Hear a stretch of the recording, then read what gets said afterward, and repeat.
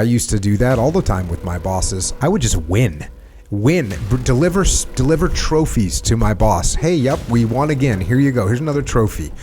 And then eventually you say, oh, by the way, if I'm going to keep winning these trophies, I need to make a small adjustment over there. And they go, oh, yeah, you do whatever you want, Jocko. It's all good. Dave, let's debrief. We're working with the company. We've been with them for a while. The head of data collection recently got promoted. So she moved up to become the chief technical officer, the CTO. So the data collection team leader got promoted to CTO. Yep. One of the data collection team members got promoted to head of data collection team. Okay, exactly. Tracking. This data collection team, what they do is they aggregate data. They kind of put together this package and deliver it to their clients. The way that process works is the data collection team manager shows the CTO, this is the monthly product we're about to put out, gets the thumbs up, and then they push it out to their clients.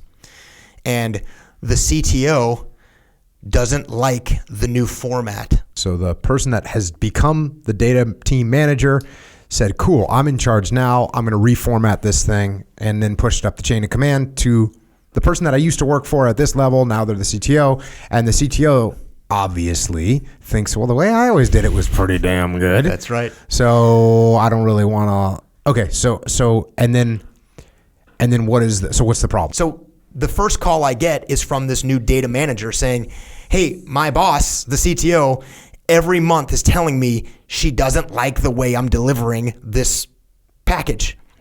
What should I do? I have to convince her. I got to find a way to explain to her that this new format is the right new format.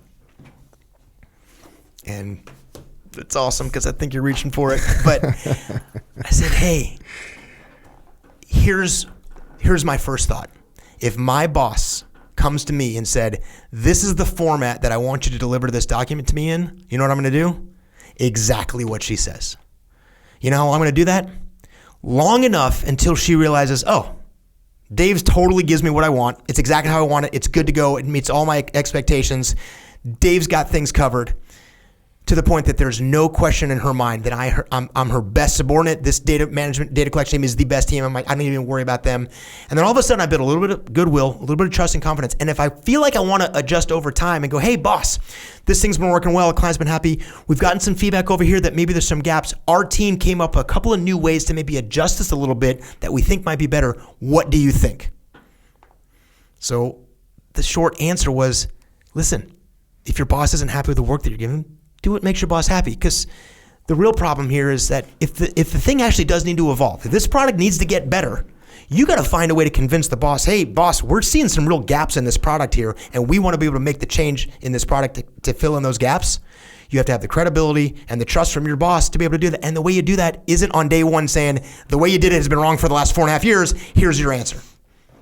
Yeah, and definitely the way that you don't do it is just by submitting the first report up the chain of command, which is different than the way that the person that just had that job did it for the X number of years. Yeah, the idea of performance as a way to build a relationship is it's a very, very solid way to build relationships. I used to do that all the time with my bosses. I would just win, deliver trophies to my boss. Hey, yep, we won again. Here you go. Here's another trophy. And then eventually you say, oh, by the way, if I'm going to keep winning these trophies, I need to make a small adjustment over there. And they go, oh, yeah, you do whatever you want, Jocko. It's all good. Yeah.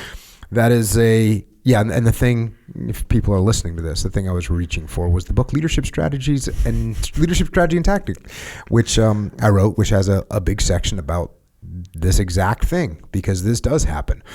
And clearly there's a little ego thing that we have to pay attention to here. On a most recent Jocko podcast, we talked about some things to think about as you're deciding how you're going to execute. And there's some cornerstone things that lead you in the right direction. One of them is being able to detach. One of them is keeping your ego in check. One of them is seeing other people's perspective. And then the last thing you have to watch out for, an underlying thing, is that you're just not getting complacent. So, when you pull your ego out of it, your ego is probably the thing that's saying, hey, my way is better, which is the quote that you used, my way is better. When you're not detached, well, then you might not understand what the strategic vision is from up the chain of command. You might not see that your ego is out of control. And then the perspective. What's the perspective of my boss? And why am I not seeing it? You know, does my boss want us to deliver a horrible product? No, but there's some reason. And so let's figure those things out. And if we can figure those things out, we have a better understanding. If we have a better understanding, we make better decisions. Number one, it's scary to think that you're in an organization where the hammer needs to get used all the time. Number two, it's scary to think that you're in an organization if the hammer doesn't get used all the time, but your leadership thinks that the hammer is the best tool for the job. That's a little bit scary.